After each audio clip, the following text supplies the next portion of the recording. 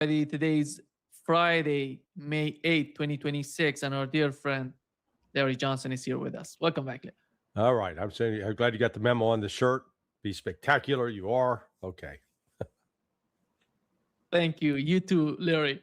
And let's start with what we've learned from CENTCOM. Breaking some sort of breaking news moments ago. They announced that the United States disables two more vessels violating the blockade in the Strait of Hormuz.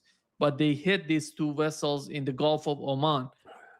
And Larry, last night we had the same. Two tankers were attacked. One of them was close to, it was entering the Strait of Hormuz from the Right. Fujairah, close to the Fujairah port in the UAE. The other one was close to Iran, Josk, as they call it, the city of Josk. And they both were attacked by U.S. destroyers. And where are we heading? Where are we headed? And what is your understanding of what's going on in the region? Well, we're headed back to full-scale war. There's not going to be a negotiated settlement. There's not some secret negotiation that they're near an agreement. That's just all bullshit, and people need to stop falling for it. God, it's like this is a version of Charlie Brown and Lucy with a football. Come on, Charlie, come kick it, and the world comes running up, and boom, falls on its ass. Time. Now, this is what is this, like the fifth or sixth time? The war's been going on since February 28th. So let's see, March, April. Yeah. So we're day 70 now, for people to understand that. And we're going to be, we'll be still meeting, talking about this on day 120. But what is going to happen between day 70 and day 120 is the full impact of the disruption of the commodities that were coming out of the Persian Gulf prior to the start of this war will finally be impacting the world economy, and it's going to be ugly. Trump they don't have a military strategy. Okay, they're going to blow up, they're going to destroy a few tankers, and then Iran's going to retaliate. They'll probably eventually succeed in sinking one U.S. destroyer. And then that's going to lead the United States to be enraged, and we've got to do more. Trump he lives in a fantasy land. I was listening to him earlier today saying about the United States, won World War II. We won the war in the Pacific largely. It was largely our effort in the Pacific, along with the Chinese. Actually, the Chinese played a critical role by keeping 70% of the Japanese forces pinned down in China. But to make that claim about Europe is just nonsense. And this is all about insulting Russia. So, insult Russia, insult Iran, insult China. They're doing stuff. The United States is supposed to be meeting with, Trump's supposed to meet with Xi Jinping next week. But, the United States is still taking some aggressive moves. A friend of mine sent me a list here. Let me just, where are you, Simon? Simon says, so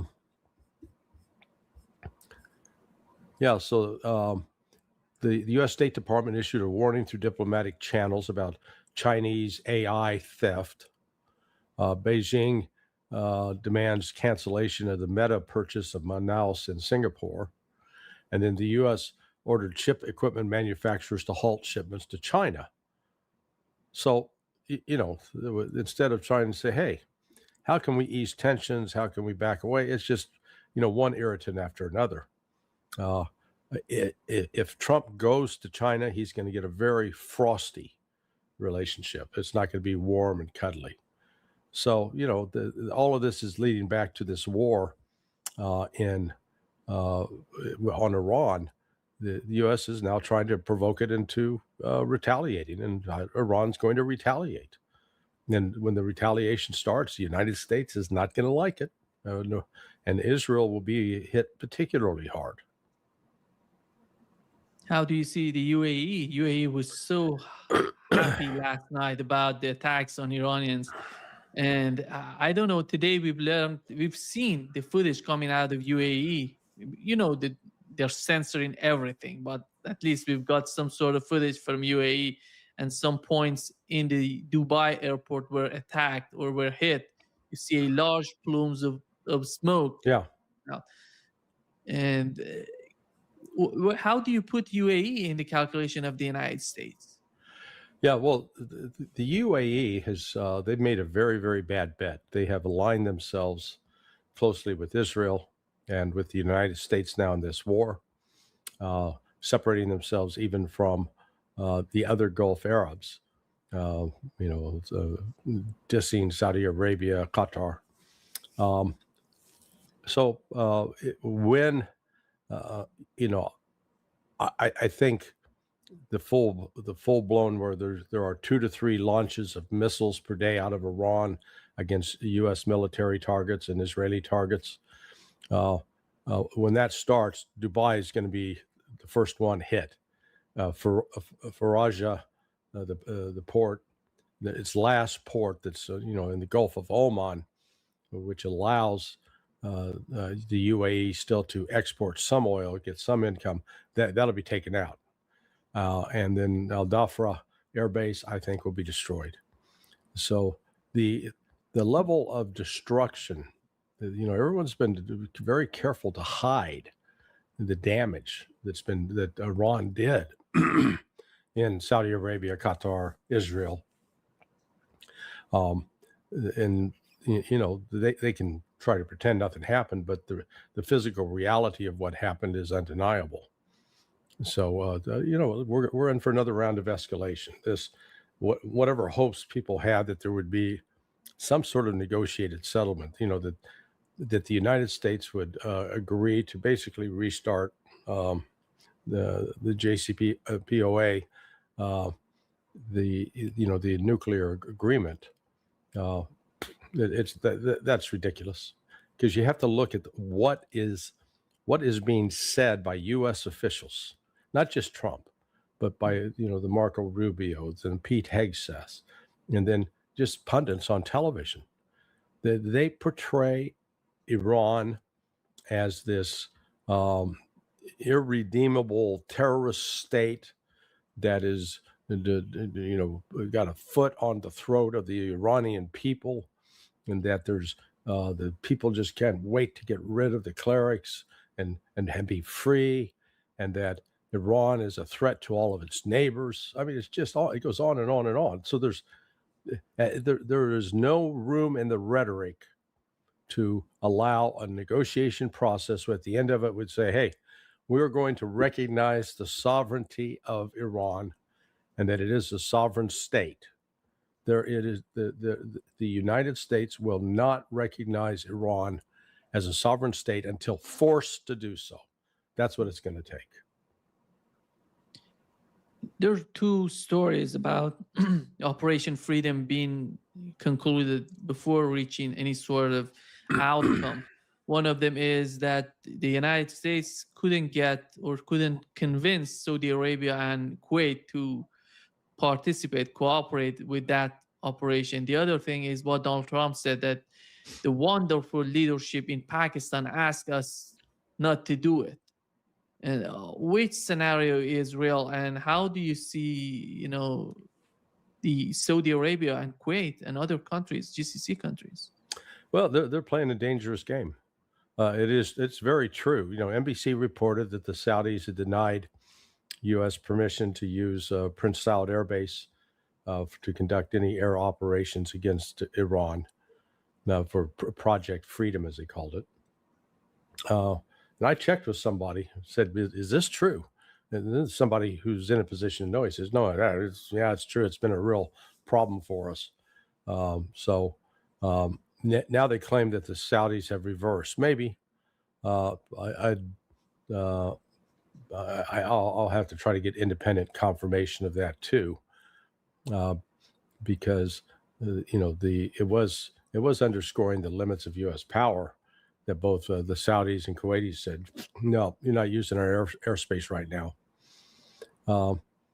The United States doesn't have the naval power, ships to effect a blockade, but they may have enough air power to start if they start bombing It's an act of war. If they start attacking Iranian ships with bombs and sinking them, Iran's going to have no choice but to start retaliating and retaliating in a massive fashion. So, like I said, this is not headed towards peace. This is headed towards a bigger war. Yeah.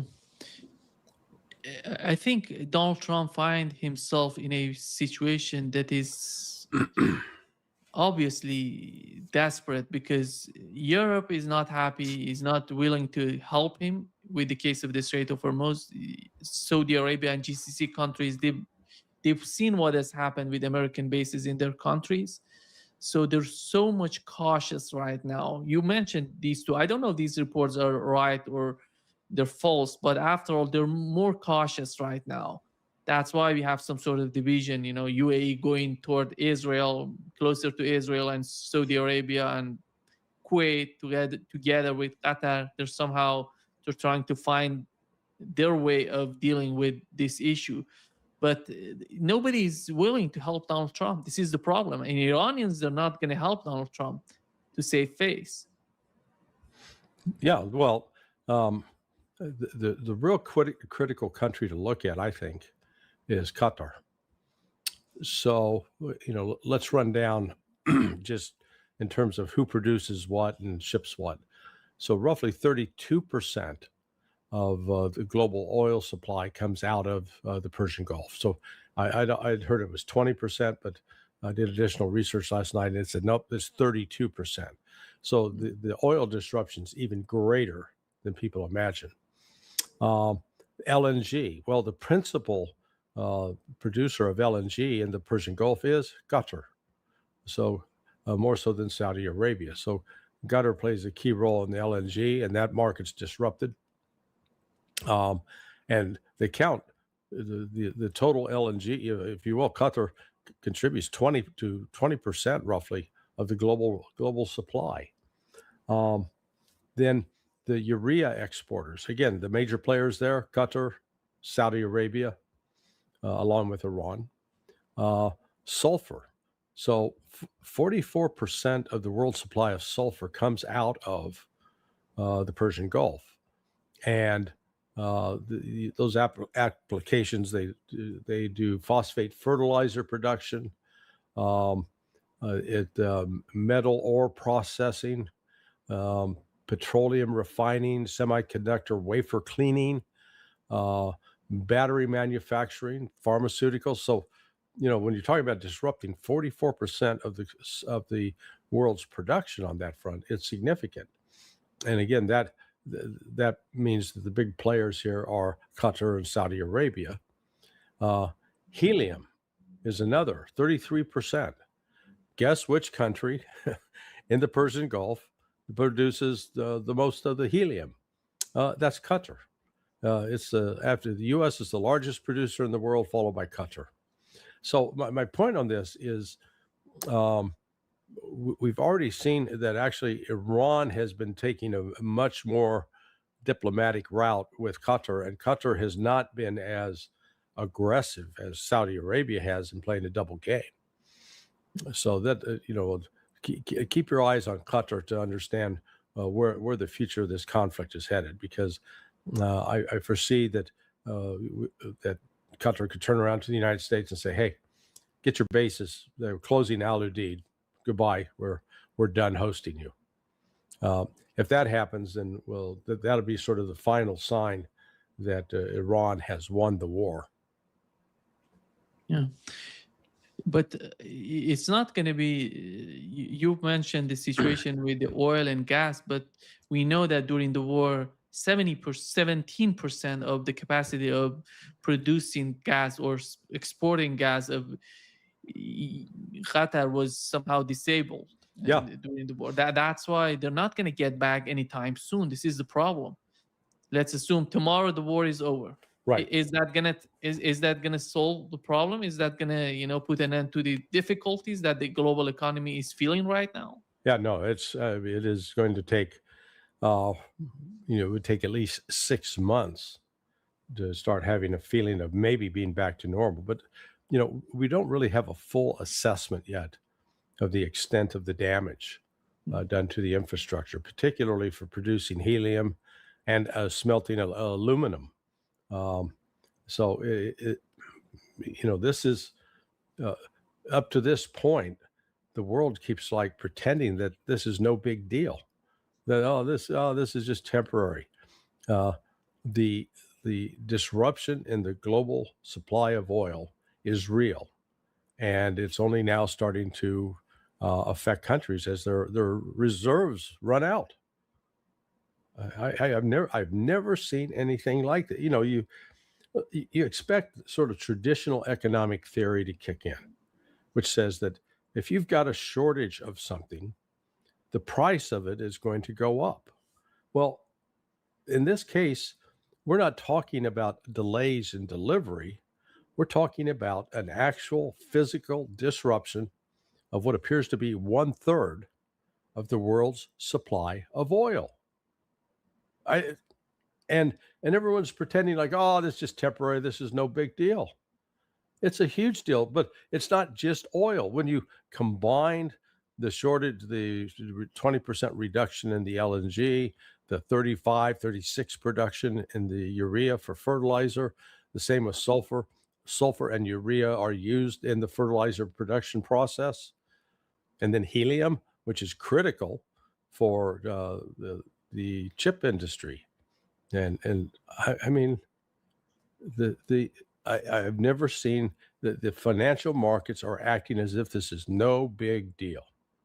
And I would argue it's a huge deal. And do you know why is that the case? And how is that going to be? It's some sort of manipulation by the Trump administration, or Yeah, there is manipulation of the markets. That's for sure. We saw that on Monday with the announcement that an agreement, the agreement's near. Oh, we're gonna just a few I's to dot and T's to cross. It turned out it was absolutely not true. But somebody in the Bush realm knew that was going to come down, that what Bush was going to say, because like 20, 30 minutes before he did it, they bought thousands of future contracts. So they were placing a bet that the future price of oil was going to decline. And the way you work what's called a short is you essentially you take the existing price share, like let's say it's $90 a share, and so you pay a fee to borrow, in this case, let's say 100,000 shares. You're going to borrow 100,000 shares. And that means you got to pay it back, say on a particular date. And so what happens when the price of that oil future goes from 90 down to 80, man, you run right out. You buy all of the 80 share all the shares that you owe at a price of 80, and that way you return those shares, but you've now made the difference, that difference between 90 and 80, that spread, that's where you make your money. So it is that's the game that they were playing.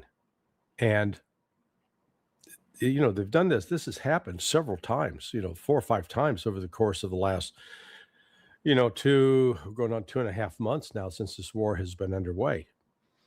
And I don't know if what we're looking at is ignorance as well among these very so-called sophisticated traders, that they just refuse to sit down and look at the numbers, or they keep believing that, somebody in the government, they've got this under control. They think nobody could be this stupid. Oh boy, trust me, they can be. Yeah. Does it seem that Donald Trump is happy with the situation that he's in? Because it seems that he makes a lot of money out of the chaos he has made in the Middle East. Yeah, no, that's very true. I'm hearing different reports. A person who I have a lot of trust in terms of the reliability of his reporting says that Trump has been terribly frustrated. He's trying to find a way out, and he can't. There is no way out where he can come out and say, "Hey, I'm the winner. We've accomplished all of our goals. It's like the other day, Marco Rubio said, "Oh yeah, we've ended Epic Fury. Epic Fury's ended. We accomplished all of our objectives." What the hell were the objectives? I mean, what? Seriously, what did you accomplish other than allowing your bases throughout the Gulf region to be attacked and destroyed, depleting your supplies of critical offensive and defensive missiles, with the Tomahawks, JASSMs, PAC-3 interceptors, THAAD interceptors. What have you accomplished other than potentially crippling the world's economy? Nothing. And so that's what makes it just so, you're scratching your head. This is, I do believe this remains as Iran, by virtue of its location, is a critical chess piece in the future of the world economy going forward. And Russia and China recognize that, and which is why Iran was brought into BRICS. The United States recognizes it as well and wants to create, sort of this East-West, what they call it, IMEC. But in the process, the other element is they cannot stomach or tolerate the Islamic Republic. You can't have an Iranian government that is independent of the West, of Western influence. You got to have a government that's going to do exactly what Washington and Europe tell them to do.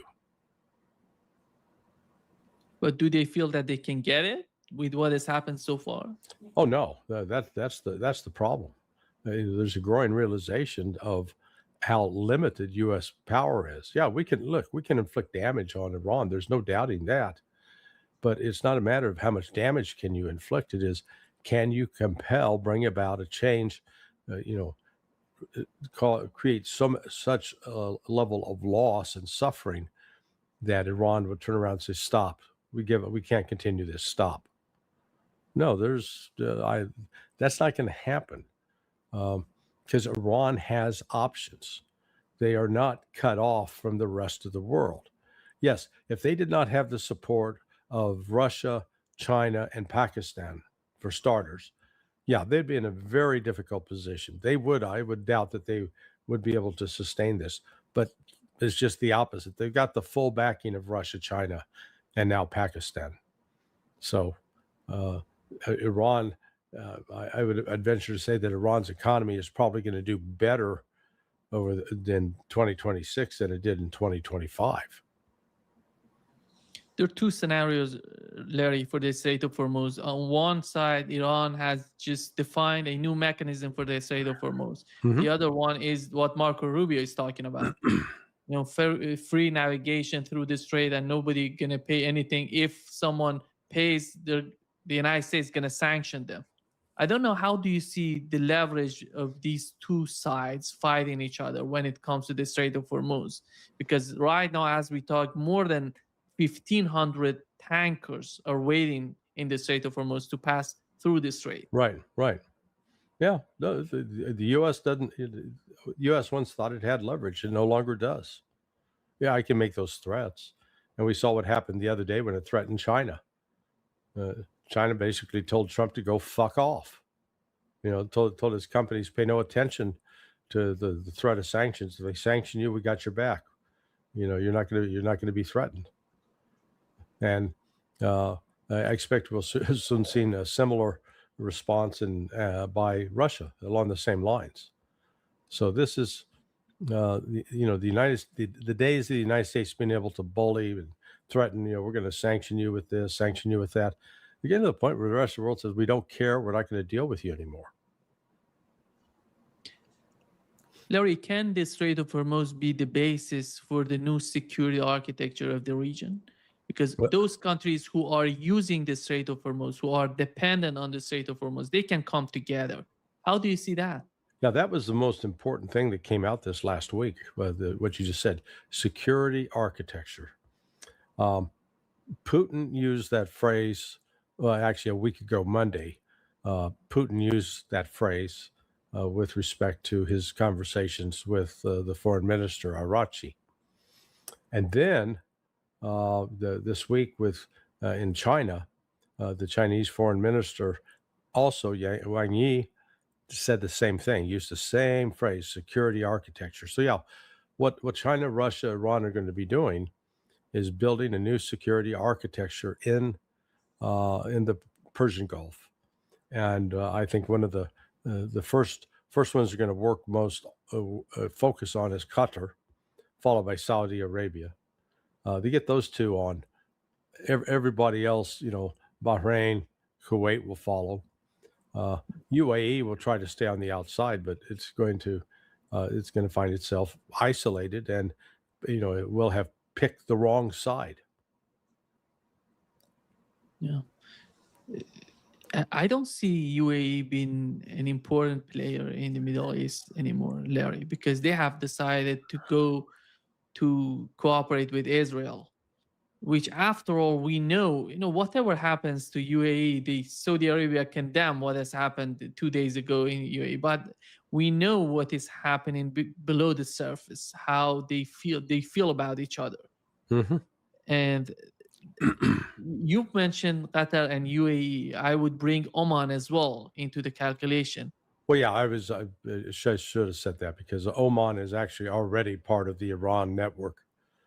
So Iran has coordinated with Oman on how to set up the payment system for ships that are going to transit the Strait of Hormuz, because half of that strait is the property of Oman under international law.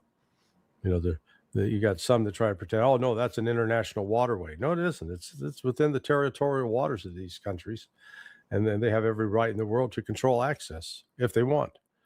It wasn't a question prior to the unprovoked vicious attacks by Israel and the United States on Iran.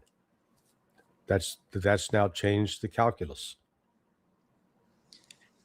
Larry, the new reports coming out, it shows that it seems on April 3rd, if you remember, one of the F-16 in the aerospace of Iran was hit, and they were talking about air defense system, something like that, right? Right now, we've learned it was a dogfight between F-16 and F-4 Phantom. Oh, really?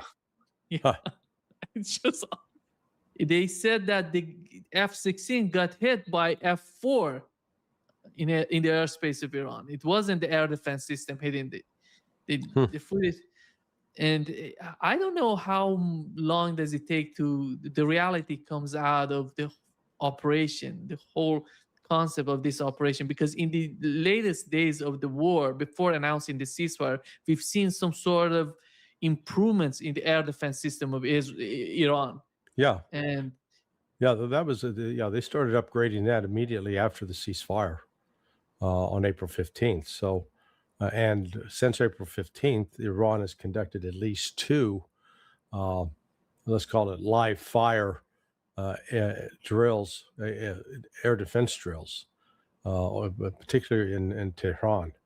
So, again, the United States may be miscalculating what its ability to what they call suppress enemy air defense, SEAD, and that's. But we're seeing this slow escalation right now. Sort of Iran fires at a U.S. ship, the U.S. fires and tries to sink U.S. Iranian tankers, and it's going to keep escalating. And so we'll be back in the full-blown exchange of multiple missile launches by Iran on a daily basis. Do you see the attack, that major attack, we were talking about it before, happening before Donald Trump going to China or after? Yeah, in theory, you'd say, well, they're going to hold off, and that may be part of the U.S. effort to minimize its response, because China has reportedly threatened that, hey, if you go back full blow against Iran, don't even think about coming. We got nothing to say to you. But I think the events, independent of decisions made by Trump or the IRGC, that events can get out of hand, and then we'll be back into a full blown war. And if that happens, yeah, Trump won't be going to China. Larry, who's this new guy that Donald Trump added to the negotiating team, and to Steve Witkoff and Jared Kushner?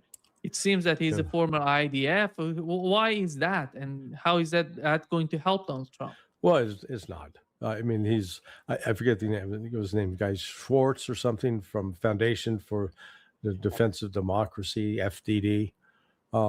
He's just another, Israeli prostitute, essentially. And he's going to serve the interests of Israel over those of the United States.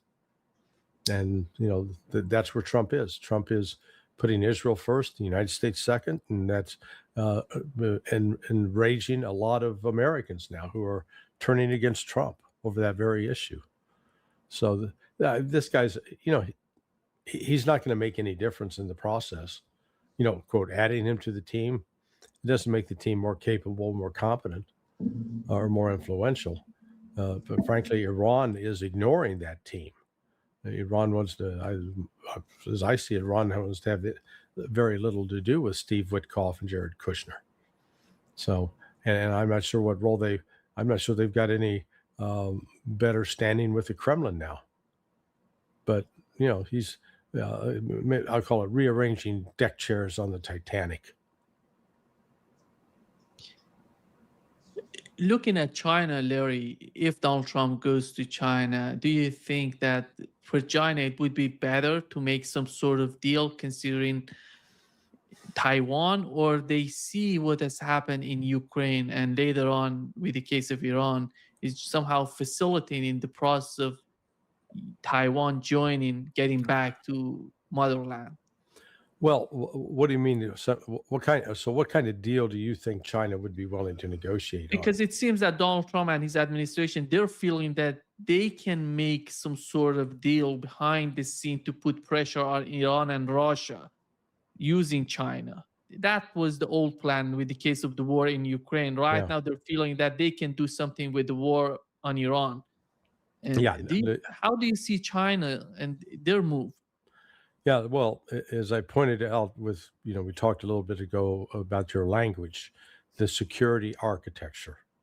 The fact that China and Russia are using the same language and dealing with Iran shows that they are closely cooperating on this policy. There's no daylight between them. And, I think China's attitude really it's becoming more, why do we even need the United States? There was a time where they needed the United States and where China was quite willing to hold U.S. debt, buying up treasuries. No more. China continues to dump treasuries, buy gold, and recognizes that the United States is not a friendly country. The United States is selling weapons to Taiwan. So the Chinese are they're going to wait the United States out. They're not going to they're not going to invade Taiwan. That's another piece of propaganda the United States keeps spending in order to justify increased defense spending. And yet what has happened as a consequence of first the war, the U.S.-backed war in Ukraine, and now the U.S.-backed war against Iran, that weapons systems that were originally supposed to be in Indo-PACOM, that's the U.S. military command that has China in its sphere of influence. Weapon systems that are supposed to go to Indo-PACOM are being stripped from Indo-PACOM and sent to Central Command, CENTCOM, to be used in Iran. In fact, weapons that were supposed to go to Ukraine being halted and shifted to CENTCOM. So, what China's watching is the United States is essentially disarming itself and weakening itself militarily in terms of being able to use force to threaten China. In fact, I think the Chinese are very surprised with what the results of. They've looked at what the U.S. has been unable to do in Ukraine, what the U.S. was unable to do in the Red Sea against the Houthis, and now what the U.S. has been able to do with Iran. pretended to be important, and it turns out we're not as good or as tough as we claim to be. Yeah, today earlier I talked with Ambassador Chas Freeman, and when I asked him about the ceasefire, he said this is the ceasefire with Israeli characteristics. You know, it means that the type of Israeli type of ceasefire that Donald Trump, that the Trump administration is right now is doing or considering with the case of Iran. What has happened, Larry, with this administration? I would say this is devastating for the foreign policy of the United States. When you talk about ceasefire and you continue in the way that the Israeli government, who's the most irresponsible government in the region, you're diminishing your position. You're not helping your position. Yeah, no, I agree. It is, but it's one more reminder that U.S. foreign policy has been hijacked by the Zionist lobby, and Trump has allowed that to happen. But there's widespread political support, at least within the establishment in Washington, D.C. But Israel clearly has suffered some setbacks, but I'm not at all convinced that the grip they have on the balls of the Washington elite is lessened at all. They were talking last night. They said on Channel 14, they said that Israel is ready to the ceasefire is over. We're ready to get back to the fight. What are the capabilities of Israel if let's assume the United States decides to attack Iran? Israel, go first. You go first. What are their capabilities and how they're going to defend themselves against, the escalations? Well, again, let's look at Israel always exaggerates its capabilities. And so let's step back and look at, have they been able to defeat Hamas and take full control of the Gaza Strip? No, they haven't. Even though basically Hamas is nothing more than just an insurgent force. They're not a full-scale army. They don't have some sophisticated systems even that Hezbollah does. Similarly, they've been unable to defeat, dislodge Hezbollah in southern Lebanon, and all the while showing they'll blow up and destroy key parts of Lebanon. But there are limits to Israel's power, and then you got to deal with the retaliation. They don't have an air defense system that is effective against Iranian ballistic missiles, particularly the hypersonic ones. So this lull in the war that we have, when it reignites, the Israelis are going to be hiding in their cellars again. And I think this go round, they're going to suffer much more damage. They already suffered significant damage during the first go round. This next go round will be worse. Smotrich, Larry is talking about, he said that to put an end to the war, we have to move the boundaries, or we have to change the boundaries of Israel. He said just now, the map is going to get bigger, not only in Gaza, in the West Bank, in Lebanon, in Syria, and all of that going to get to it's going to be in the Israeli hand. And yeah, that's the dream. But look, the problem they got, Nima, it's one of numbers. At its height, Israel had like 10 million people there. I think it's down more like 8 million now, that at least 2 million have fled. They don't have an army and an economy that can sustain such expansion. It just simply can't. They will be they'll be chewed apart bit by bit with all the different entities that will oppose them. Again, this shows these are not rational people. These are not people that are thinking like you do logically and saying, it's like, I'm going to buy a car. Do I make enough money every month to pay for that car? Oh, I don't. Well, I can't buy the car. No, they're engaged in that rational thinking. Yeah, I want the Lamborghini. Well, can you afford it? I want it. Just get me the Lamborghini, and we'll work it out later. Okay. Yeah, you're not gonna be able to handle those payments. Larry, you remember before the war against Iran started, Benjamin Netanyahu was arguing that the acts of resistance is somehow disappearing from the scene.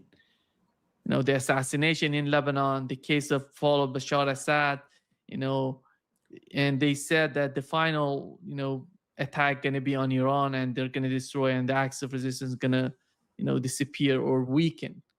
And look at what is happening right now. Basically, we're not hearing anything about Ansarullah. They're not in the game. They didn't use the axe. They were not part of the war, basically. And right now, you're not hearing anything about them. Right. And Bab al-Mandab as well. And I don't know how much of these tankers are passing through the Bab al-Mandab and the Red Sea, because we had some sort of reports that the tankers are using the alternative route to get to their destiny. But how do you find the acts of resistance after all? Because Israel is feeling that he can get all of these territories that they tried to occupy. Yeah, well, that's what I said. They won't be able to sustain it. They can initially put a presence there, but then the issue is, can you sustain it? So the Houthis have been quiet throughout this. They haven't been engaged yet. But I think if we go back to war, then you're going to find likely the Houthis will get re-engaged, and they'll start hitting Israel as well with missiles. But the Red Sea is still basically shut to Israeli traffic, and a number of ships from just for insurance sake they don't take the Red Sea, they go around. So we'll see. Like I said, when this war reignites and reunites full scale, I think we'll see the Ansar Allah, the Houthis get back engaged. This reignition of the war gonna last? How long is it gonna last? Don't know. It's gonna last. I know that depends on the intensity of the war, but we know the ammunition are so important, and missiles, interceptors, they're all part of the calculation. Yeah, I think the primary factor determining the length of this war will be the international economy. Once a financial crisis fully ensues, and you've got, at a minimum, a global recession, more likely a global depression. And what that means is production has fallen 10% or more. So you've got, instead of the economies growing at 1, 2, 3%, they're contracting at a rate of 10%. So that's significant. And when you get that, you're going to get great political upheaval around the world. There will be people that are starving to death, famine. There are going to be mass shortages. It will be quite chaotic. And so in that situation, the ability of the United States to sustain these attacks on Iran they'll dissipate. Plus, as you intimated, the United States is not able to make enough replacements for Tomahawks and the JASSMs that they use as primary weapons against Iran when they launch bombing raids, because they try to keep U.S. jets from flying over Iranian territory. But the United States, to make those weapons, needs rare earth minerals that come out of China, and China is not selling them the rare earth minerals. So this is, and that I think we're going to see increasingly becomes an issue, that China is not going to give the United States the material to make weapons that the U.S. intends to use against China. That's insane. Larry, looking at the British Empire in in its final days, it was all about expansion. Is well, they couldn't afford the expansion that they did during those years. Hmm. And we've seen, and they try to divide and conquer. With the case of the Middle East is one of the best cases, I think, to be mentioned. All these GCC countries were created as a part of policy of the British Empire, and we are witnessing the same sort of attitude on the part of the United States, when it comes to the American bases.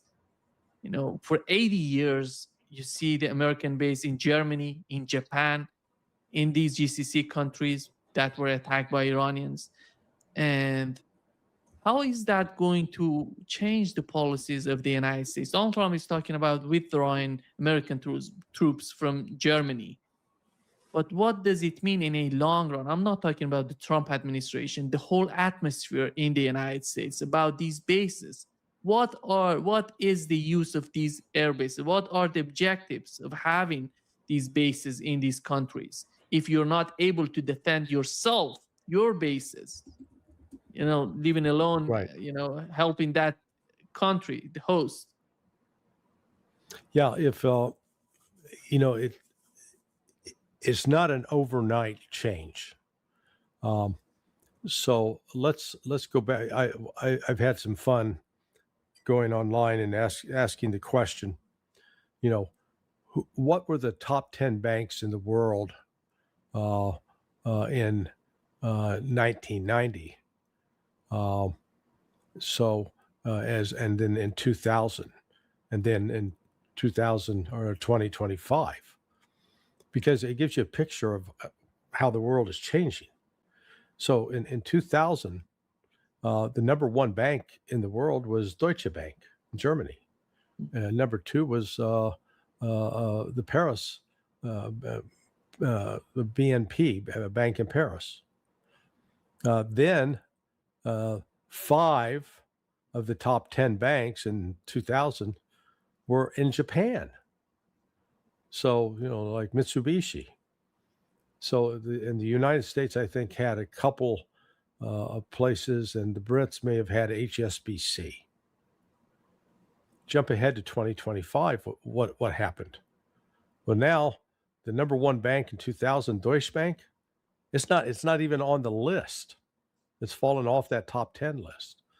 The Paris bank, it's still on the list, but it's like number 9. Of the 5 Japanese banks, 4 of them are off the list. Only Mitsubishi remains. The top 4 banks are Chinese. So what this means is the whether we like it, want to accept it or not, that the banking power that used to reside in Europe, you get a lot of people talking about the City of London controlling this and the City of London controlling that, but look at the reality of who are the big banks, who's making the loans now, and it's China. So China not only is dominating on the industrial front, it's starting to dominate on the financial front. So you can't ignore these kinds of changes. And this goes back to, you commented about the fall of the British Empire. The Brits used to be the dominant power, the dominant force in finance, but no longer. They just they're living a dream or a fantasy. How did you find the elections in the United Kingdom and the outcome? God.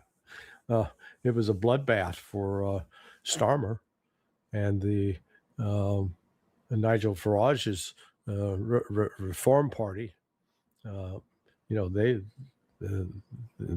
sending a clear signal. They're going to be the new political force in the UK. So, I don't think you'll see Nigel Farage leading the charge to send more money to Ukraine. So this is bad news for Ukraine as well. But yes, Starmer, he's done. He's toast. It's just a matter of time before, is he out today, out next week? But he's not going to be around for long. Larry, considering the situation in the United Kingdom, which is, in my opinion, the basis, one of the most important elements when it comes to the support to the war in Ukraine, is that how do you find the triangle in the United Kingdom? One of them is the king of, you know, the king, the British king, the other one, the prime minister, and together with the city of London. And how do you find the communication? It seems to me that the city of London and the king are both on the same side. And you have something like, Starmer, they're going to play together. I don't know if Farage or the guy that he's replacing or coming to power is going to change anything in the United Kingdom. And do you see, after all, any sort of outcome, any sort of change coming to the United Kingdom? Well, yeah, I mean, let's step back and ask ourselves the question: why do we care what the UK thinks or does? Are they really that powerful? They once were. They're no longer that powerful. And I know there are some analysts out there that make a big deal about the city of London and the Rothschilds controlling this and controlling that. They're becoming that. That was why I brought up the stats on who are the actual big banks right now. The ranking 1 through 4 are China. London is, it's got HSBC. Sorry, you're increasingly irrelevant, and it's not like Britain's sitting there with some great industrial base. It doesn't. It destroyed its industrial base. It doesn't have an army. I mean, yeah, it's got 70,000 guys, but they're not a military force. They're more like a police force. Navy, similar. They can barely get their ships to sea. This is the lesson, the historical lesson here, I believe, is go back 112 years. 112 years ago, 1914, on the eve of the World War I, the United Kingdom was a major international power, economically, scientifically, industrially. The Rolls-Royce engines that powered aircraft during World War II subsequently.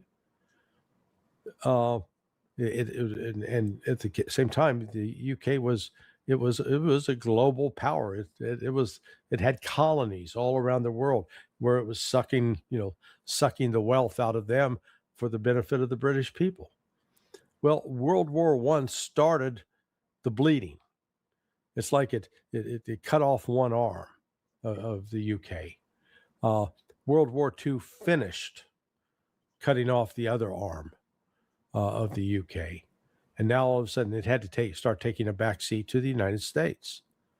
And even, in the mid 50s, was it 54, when they tried with Israel to take the Suez Canal from Egypt, and, Eisenhower beat them both back. And, the UK, if they had any power, they would have stood up and said, screw you, we're going to do whatever the hell we want. Well, that's not what happened. So my point is that the Britain's influence it's fading and shrinking. It still looks in the mirror as if it's still, mirror, mirror on the wall, who's the fairest of them all? And the mirror says, oh, UK, man, you are hot, you are the best, but they're not. And so, like I said, who cares what the king thinks? Who cares what Starmer thinks? They're irrelevant. Larry, Lula had a meeting with Donald Trump. Yeah. There is no press, there we don't know what has happened. But Lula said after the meeting that he didn't know what to say to Donald Trump because the guy is feeling that the war is over, and which is totally the opposite. And he says that he's not even there. He doesn't know. He says the war is over and let's talk about other things. As the war is hitting each and every country on this planet, the global economy is in some sort of turmoil, and Donald Trump is arguing the war is over. How can you argue with this guy? And he was so confused about how to talk. He said that he tried to just ignore that, talking about other things. This is the reality of the people who are talking with Donald Trump. I'm talking Right, about right, leaders. right. Yeah, yeah. No, I agree. Uh, it was noteworthy that they didn't do a joint press conference afterwards, and um, that um, for uh, Lula to express those kinds of concerns, I'm sure he'll be filling in his BRICS partners, because they've got a BRICS summit is coming up, I guess this fall, but the I'm sure he'll have conversations with Putin and with Xi and with Modi, just to say, man, and, I think what he saw, that Trump is increasingly detached from reality, and it's getting harder and harder to cover that up. You've mentioned how China, Russia, and Iran are getting together. And I would say here in Brazil, they have the same sort of mindset, but they're far away from that region. Mm-hmm. You have to understand the geography, and that's important as well. But they are, totally, supporting BRICS and the whole concept of BRICS. You see the level, the trade between Brazil and China just shows how important BRICS is for Brazil today. And they have everything, connecting with BRICS. But how do you find India? India is somehow, we don't know what is going on with the case of India, and it's somehow tricky for BRICS and the future of BRICS. Well, it's I know that our good friend Pepe was much more pessimistic about India in terms of its behavior in January. India was Modi was sucking up the Netanyahu in, February 20th, 21st.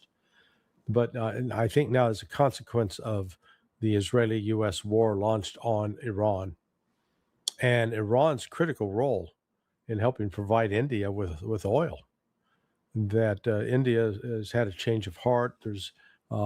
You're seeing increasingly the public opinion in India has turned sharply against Israel and is heavily weighted towards Iran. The Professor Morandi talked about that during recent conversations. So, I think India is going to India is going to come to realize that its only hope for the future lies with BRICS, not with the United States. Yeah. I don't know if Lula was able to talk about Cuba and the case of Cuba together with Venezuela, by the way. I don't see Venezuela being resolved to try to control the oil of Venezuela. But after all, the situation is critical in Venezuela. Right. They're asking the people on the street, they want their leader to be back, their president to be back, called Maduro.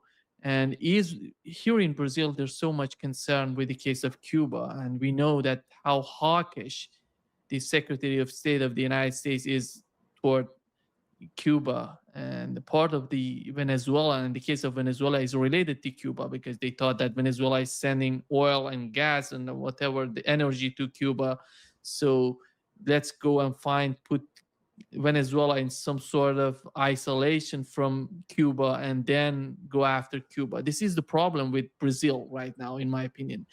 And how do you see the situation and the way that Donald Trump able to talk or to negotiate or to somehow participate, to inform the Brazilian government about what is the plan on Cuba and what do they want from Cuba?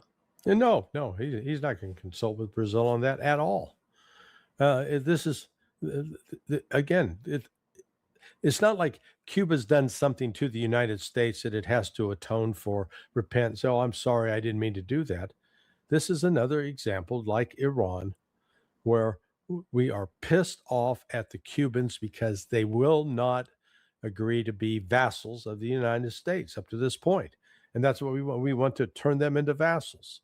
So we're going to try to use military force to install then a government that will be under the control of the United States.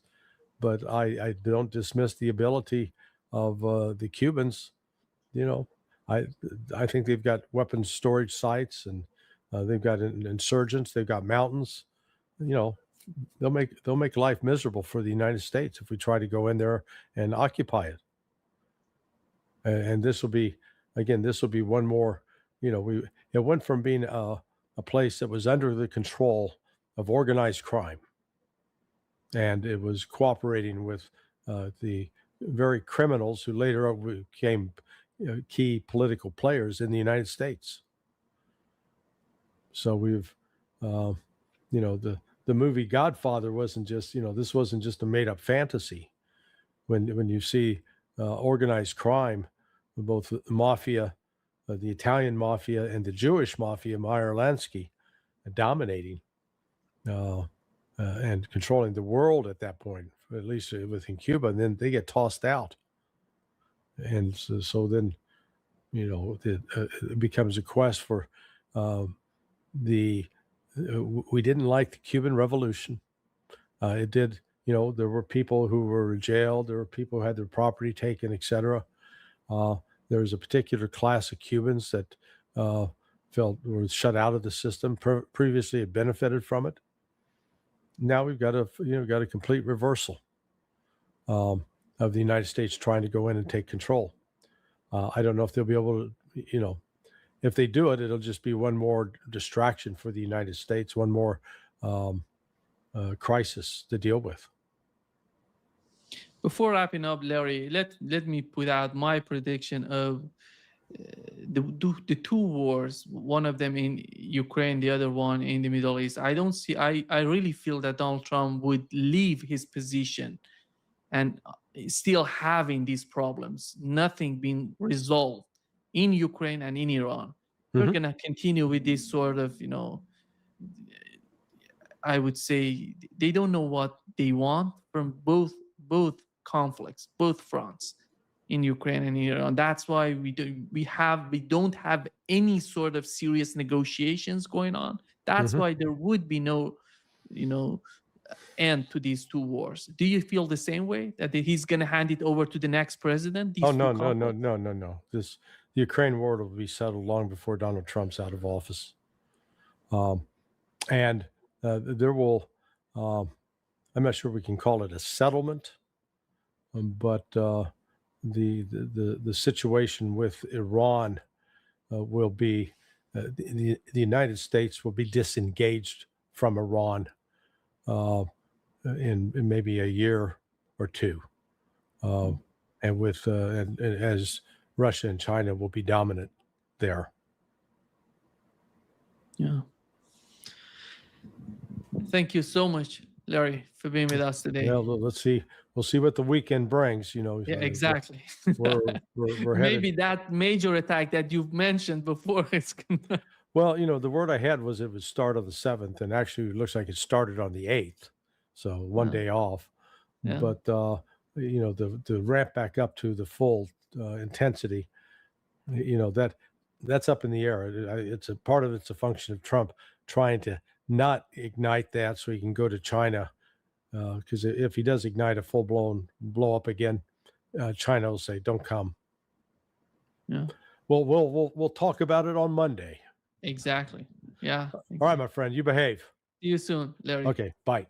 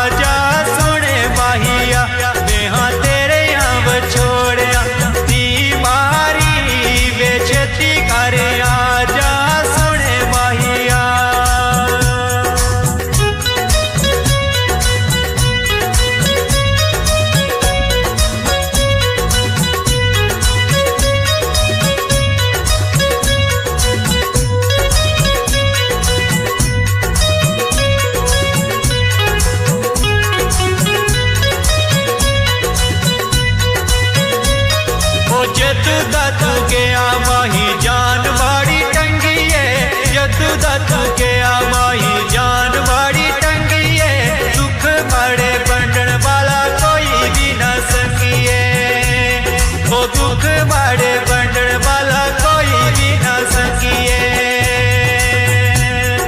सारी सारी रात तेरी यादां विच लंघी है, सारी सारी रात तेरी यादां विच लंघी है। ओ जीत जान में तेरे पीछे ठाड़ छोड़ी, बेछेती कर आजा सोने माहिया, मैं हाँ तेरिया जुदाइयां दी मारी, बेछेती कर आजा सोने माहिया, मुक गई मेरे बाला दी लाली, बेछेती कर आजा सोने माहिया।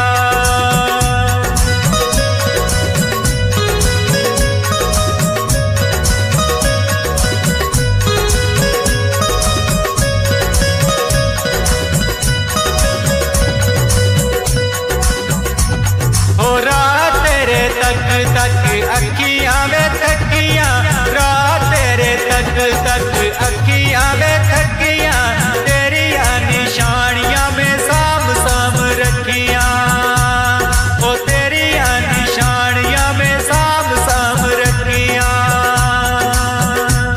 ओ कसम खुदा दी बहुओं की पसियां, कसम खुदा दी बहुओं की पसियां, तेरिया निशानियां में साम साम रखियां।